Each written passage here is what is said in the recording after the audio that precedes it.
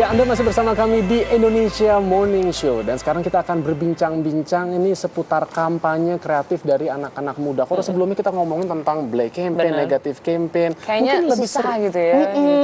Lebih seru kalau kita ngomongin yang kreatif-kreatif aja pagi hari ini. Bener dong, biar juga membuat masyarakat tuh juga ngelihatnya tuh makin kreatif, makin gitu. tergugah untuk membuat kampanye-kampanye seperti ini. Dan juga jadi nggak trending. anti-politik gitu loh. Benar. Ya kan? Selamat pagi loh kepada Mbak Marina sebagai relawan dari generasi optimis Jokowi JK, dan juga ada Mas Hasmi Srondo, koordinator dari Praja Blogger. Iya. Mas Hasmi ini bener, ini namanya Serondol. Itu nggak salah. Nama buatan. pena lah. Nama pena. Nama aslinya Hasmi Fitriasa. Cuman kalau Hasmi Fitriasa kan nama lebih ke pejabat ya. Jadi kita pakai nama Hasmi Srondol. Srondol desa saya di Semarang. gitu. Lebih Kampung. cocok sama blogger ya? Ya, lebih unik. Pakaiannya udah agak mengikuti capres yang diusung ya nih Mas, ya kan? Duluan saya kayaknya, Mas. Oh gitu. Saya dari dulu suka kantong 2 dari dulu. Cuma nggak ada lidah pangkatnya aja. Oke, baik. Mbak Marina, bisa ceritain dong sedikit mengenai GO itu, generasi optimis Jokowi JK. Itu isinya apa sih? Ya, jadi itu sebetulnya kampanye kreatif dari para relawan sih, sebetulnya relawan industri kreatif. Ya, terus ya isinya kita gabungin kayak hasil-hasil karya kreatif dari anak muda kayak komik, terus video. Ada yang bikin games juga, semuanya bisa dilihat di websitenya sih, terus bisa kontribusi juga ke dalam website banyak ini. gitu ya, yang maksudnya dari video, dari ada ilustrasi juga kan? Ada infografis dan sebagainya. Tapi Terus dari mana inspirasinya teman-teman dapatin biasanya? dari ini aja sih, dari ya ngobrol-ngobrol sekitar, tapi terus ya Kopi darat juga? iya. Ketemuan juga Ada ya? 2, jadi kopi darat dan WhatsApp. WhatsApp-an. Saat ini sudah ada berapa orang di dalam gerakan optimis ini? Banyak sih, jadi kalau tim intinya mungkin ada 100 orang ya, tapi kalau relawannya kayak setiap hari juga banyak yang daftar baru lagi, jadi udah ya jumlahnya hampir ratusan sampai 1000 ke atas. Jadi siapapun boleh bergabung, boleh kirimin karya-karya kreatifnya gitu. Bisa, terus bisa jadi relawan juga dan sebagainya. Oke. Kalau misalnya justru ada dari kubu yang seberang tiba-tiba yang mengirimkan gimana? Misalnya gambarnya yang justru malah berusaha menjatuhkan nih. Ya tapi Nggak kan diterima semuanya ya? pasti diedit Difilter dulu dulu ya? kan. Iya. Nah, yang menarik kemarin saya dengar juga mengenai mobil blusukan itu. Iya. Nah, itu apa sih mobil blusukan? Itu sebetulnya ini, jadi kita bikin kayak Pak Jokowi dalam versi 2D, itu belusukan ke desa-desa di seluruh Indonesia. Itu ada sampai 900 titik ya di Indonesia, jadi ada 30 disebar ke semua provinsi di Indonesia, dan itu belusukan ke desa-desa. Itu mobilnya siapa yang memfasilitasi? Itu sama dari salah satu dari tim kita juga, dia emang udah fokus ke sana dari dulu gitu, udah ekspertis di sana, terus ya kita ajakin ke sini, mau nggak kalau misalkan bikin soal Jokowi gitu. Biayanya dari mana untuk belusukan, bensinnya segala macam? Wah, ya fundraisingnya banyak Mas. dari Donor relawan dan ya? sebagainya, iya. Oh, termasuk juga memang dari tim pemenangannya Jokowi JK? Enggak. Enggak. Benar-benar Bener-bener relawan nih? Iya. Tapi itu yang saya dengar, jadi si ilustrasi Jokowinya bisa ngobrol gitu sama orang datang. Iya. Kemarin pun sampai ngobrol face to face sama Pak JK, sama Pak Jokowinya. Ditanya apa sama JK? Itu Mau nggak cuma jadi wakil saya gitu? kemarin ditanya yang udah kemana aja gitu, udah belusukan kemana aja. Iya. see. Terus pas Pak Jokowi datang juga yang, loh itu bukannya saya. Kaget kelihatan mukanya. Tapi Pak Jokowi nggak nanya ke Jokowi virtual juga? Ngobrol juga? Ngobrol juga. Tapi nggak ingat pertanyaannya apa yang ditanyain tuh? Waktu itu agak ini sih, maksudnya kan situasinya benar-benar kalem banget ya, jadi nanya-nanya yang jualan apa Mas, itu kan belakangnya masalahnya grafisnya tuh di belakangnya kayak ada kios, ada warung gitu, jualan bakso dan sebagainya. Jadi ini intinya si mobil belusukan ini dia menerima aspirasi dari masyarakat. Jadi pas masuk ke satu desa kan ada yang nanya-nanya, Pak, kenapa ini harga itu kok mahal banget dan sebagainya, tolong diturunin dong Pak, kayak gitu. Ini semua kita rekam, jadi ada ribuan video aspirasi dari masyarakat, dan itu bakal diunggah, diupload ya. Wah, kreatif sekali. Iya. Ini dari timnya Jokowi JK. Sekarang bagaimana nih kalau dari kubunya Prabowo Hatta Rajasa? Maka disingkatnya Praja. Prabowo Hatta Rajasa, blogger.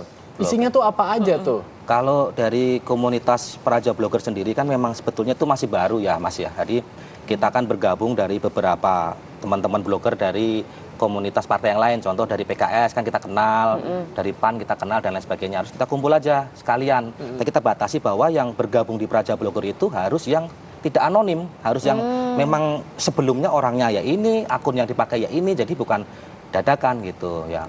Alasannya apa? Ya, karena gini Mas, ini kan politik ya. Kita kan pengen harus bertanggung jawab terhadap apa yang kita tulis. Kalau orang berani menggunakan akun yang biasa dia pakai, karakter asli ya sendiri, biasanya lebih bertanggung jawab gitu. Karena kan kasihan Mas kalau orang dengan alasan anonim mereka menulis politik, kadangkala mohon maaf ya tulisannya bisa menyerang seseorang dengan orang nggak bisa nuntut, orang nggak bisa klarifikasi. Ya kalau saya Hasmi Srondo, saya menulis begini, seandainya saya salah tulis, siap orang bisa konfirmasi dan saya oke, ketika saya salah, saya siap minta maaf dan saya siap cabut tulisan. Tapi kalau benar, ya ngapain saya mundur? Ini fakta kan gitu. Berarti pentingnya memakai nama sendiri. Wah, ini jiwanya ini sebenarnya menurun ini dari capresnya sampai ke relawannya. Mungkin ini karena faktor kostum ya Mas? Bukan, memang orang-orang tuh kumpul tuh sesuai karakternya. Kalau karakternya apa adanya, belak-belakan ya ketemunya yang begitu. Gitu. Nah ini yang sesuai dengan karakter kan kemarin juga udah di-upload tuh foto-fotonya Prabowo Subianto dari masa-masa lalu. Nah kita lihat coba. Kira-kira apa saja yang di-upload foto-fotonya. Nih, ini yang mengupload Mas Hasmi langsung. Ya, pakai akun saya di YouTube ya. Iya, nah. Sama di Facebook. Langsung tahu semuanya. Nah itu, dapat dari mana sih Mas? Saya foto-foto seperti ini? Minta. Langsung, minta. Berarti kenal langsung ya? Sama Pak Prabowo saya kenal, tapi yang ini saya nggak minta ke Pak Prabowo, saya belum izin ini. Saya minta ke ada yang ngambil dari Gantengnya Facebook. beda tipis loh sama saya loh. Ya, agak lebih dikit. Lebih yang mana nih maksudnya? Saya minta beberapa ada kenal beberapa fotografer pribadi beliau, sekretaris pribadi ya saya ya minta lah bagi-bagi ada foto yang khususnya yang terbaru. Kalau lama ini di Facebook juga banyak, di Google banyak juga di akun Facebooknya Pak Prabowo sendiri juga masih banyak. langsing sekali ya Pak Prabowo di sini ya? Ya open kan sangat open di page-nya Facebooknya Prabowo Subianto banyak foto-foto gini mah asal mau ngorek-ngorek aja. Maksud dari Mas Hasmi mau ngupload ini apa Mas? Maksudnya ini sebetulnya kita tuh sedang tidak bicara dengan kompetitor, kita bicara dengan keluarga kita sendiri, keluarga Praja pengusung Bapak Prabowo Subianto. Jadi kan pertama kali saya kan dapat foto pernikahan beliau tahun 83 di koran. Saya coba upload, nah, saya kasih cuplikan lagu teks liriknya lagunya Dewa 19, Kamulah Satu-Satunya. Ternyata responnya tuh luar biasa dari teman-teman di Facebook. Di Facebook, ibu-ibu pada komen ini ngasih data. Ternyata kayaknya isunya macam-macam. Belum cerai Mas. Nah, kok gue bisa? Iya, ternyata masih ada ini tunjangan istri. Oh iya, langsung masih jadi semua bahan masuk. perbincangan. Jadi perbincangan internal kami nggak bicara tetangga ya. Kami bicara diri kami sendiri karena pertanyaan orang kan bicara kalau kita bicara Prabowo, kalau Prabowo jadi presiden siapa ibu negara? Pertanyaan itu ada dua makna. Satu makna positif dan satu makna negatif. Yang memang mentalitasnya negatif, selalu mikir yang nyinyir negatif akan bicara, mohon maaf nih, Prabowo dicium kuda, itu banyak beredar. Tapi yang positif, ibu-ibu kan penasaran, satu pengen, Mas ibu negaranya siapa? Karena ternyata beredar info, Mas jangan sampai dong dengan artis ini katanya pengacara dan ngajuin jadi istrinya. Jadi di bawah tuh kita nggak bicara tetangga, kita bicara internal, keluarga kita sendiri.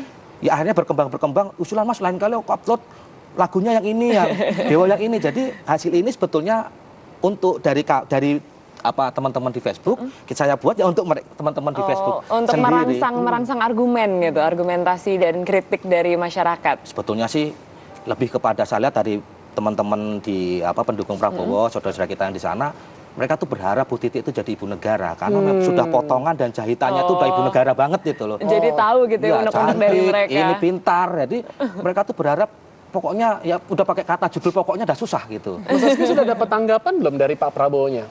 Wah Mas, kita nggak perlu izin-izin yang begini nih. Nggak, bukan. Maksudnya setelahnya di-upload ini udah ditanggapi belum nih? Belum. Responnya seperti apa? Atau mungkin ada apresiasi mungkin? Belum. Belum. Ya, tapi andai kata misalnya sampai selesai pun tidak dapat tanggapan, nggak apa-apa? Ya nggak apa-apa Mas. Ini kan bukan tidak disengaja, bukan bagian daripada kampanye yang resmi ya. Artinya ini kan hanya sharing dengan kita internal relawan. Keren banget. Berarti nggak seperti kalau Ahmad Dhani kemarin itu kan dia kenapa kecewa, dia milihnya malah Prabowo karena dulu kata dia pernah menjadi tim pengusungnya Jokowi. Tapi sampai udah terpilih jadi gubernur, SMS aja tidak dikirim. Kalau ini jadi nggak, dia benar-benar ikhlas ya. Beda ikhlas dong. Kalau Mas Ahmad Dhani bukan salah juga Mas, karena kalau orang memang benar-benar orang Jawa itu ya harus tahu caranya minta tolong, harus tahu caranya minta maaf, dan harus tahu caranya terima kasih. Ya minimal matur suwun Mas. Saya pikir itu kasih, karena gitu apapun manusia, Ahmad Dhani juga manusia, ada jasad kasar, ada jasad halus kan, itu ruhnya kalau nggak terima gimana? Jenengan juga kalau nggak diucapin terima kasih sama bos juga nelongso lah. Baiklah. Tadi kita udah lihat foto-foto, sekarang kita lihat video. Tapi videonya ini dari relawan generasi optimis Jokowi JK. Kita lihat bareng-bareng. Zip. Nah, ini sambil kita lihat mungkin Mbak Marina bisa menjelaskan. Nah, ini dia mobil belusukannya. Yang mobil belusukan ke yang tadi 900 titik ke desa itu. Nah, ini dibuatnya memakan biaya berapa satu mobil, Mbak? Waduh. Kalau ngomongin ya, terhitung. Tapi maksudnya punya ide untuk akhirnya ada Pak Jokowi secara virtual dan bisa menjawab aspirasi rakyat, itu dari mana datangnya, Mbak? Ya itu sih sebetulnya kreativitas anak-anak aja. Jadi maksudnya kan kita kan yang paling utama kan untuk mendulang inspirasi gitu ya dari rakyat. Gimana caranya biar mereka tuh terdorong untuk ngobrol gitu. Jadi ya harus lucu-lucuan sebetulnya kan. Tapi mendapatkan karakter dari Pak Jokowi gitu untuk dimasukkan ke dalam kan para itu. programmer dan sebagainya. Gampang lah. Kenapa tapi kalau di kendaraannya nggak ada figurnya Jokowi dari, kan kalau nggak dari jauh orang udah bisa lihat dan akhirnya mereka mau mobil belusukan. Kenapa itu kok? Apa strateginya? Apakah memang memberikan efek kejutan gitu? Enggak, untuk ngobrol face to face maksudnya kan. Sayangnya kan Pak Jokowi nggak bisa belusukan ke semua desa di Indonesia kan. Jadi harus ada yang mewakili lah. Bukan, maksud saya di mobil tersebut secara kreativitas gitu kan, kalau sudah langsung di branding dengan mukanya Pak Jokowi, orang dari jauh kan langsung wah kepengen langsung mendekati. Ini malah enggak, cuma merah putih aja ada tulisan generasi optimis. Apa sih strateginya kalian? Karena sebetulnya ya emang betul kita memang relawannya Pak Jokowi gitu ya. Kita untuk mendukung kemenangan beliau. Cuma maksudnya kan yang lebih ingin ditunjukkan itu adalah bahwa revolusi mental tadi gitu. Jadi bahwa kita tuh sebetulnya generasi optimis. Di luar politik pun kita harus optimis gitu sebagai sebuah bangsa gitu. Atau dan sebetulnya sayang nih mobilnya, jadi kalau umpamanya nanti siapapun yang terpilih maka 5 tahun lagi masih bisa dipakai gitu kan. Diganti netral gitu. Kalau mobil sih kan tinggal dicat dan sebagainya, itu nggak ada masalah. Ya, tapi maksudnya yang jelas tuh kampanye tuh kayak kemarin juga kan Pak Jokowi bilang kampanye tuh seharusnya seperti ini.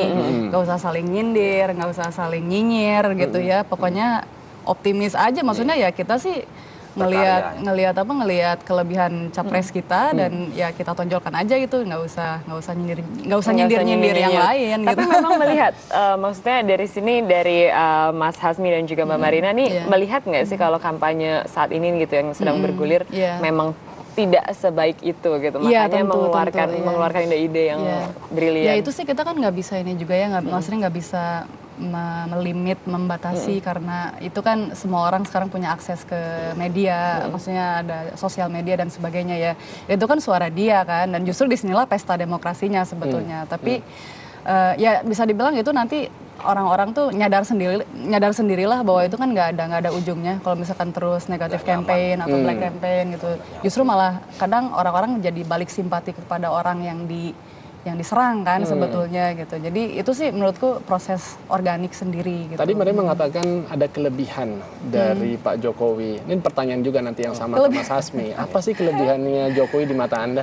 Di mata saya pribadi, aduh apa ya? Ya saya sebetulnya paling pertama senang sama, kayaknya banyak juga orang yang sebetulnya senang pertama dari karakter ya. Jadi karakter sebagai seorang pemimpin yang jujur, terus bisa dipercaya lah itu. Terus yang kedua mungkin ngelihat prestasinya juga gitu, karena sudah pernah memimpin sebuah kota, jadi karena ada pengalamannya di pemerintahan. Oke, kalau dari Hasmi? Kalau saya melihat Prabowo, satu karakternya memang saya suka ya. Artinya saya selama ini kan juga bekerja di perusahaan dulu sempat jadi pemerintah sebelum dijual gitu. Jadi karakter beliau itu menjawab sesuatu yang secara apa adanya, belak-belakan. Jadi nggak belak-belok dengan bahasa bersayap yang rumit gitu.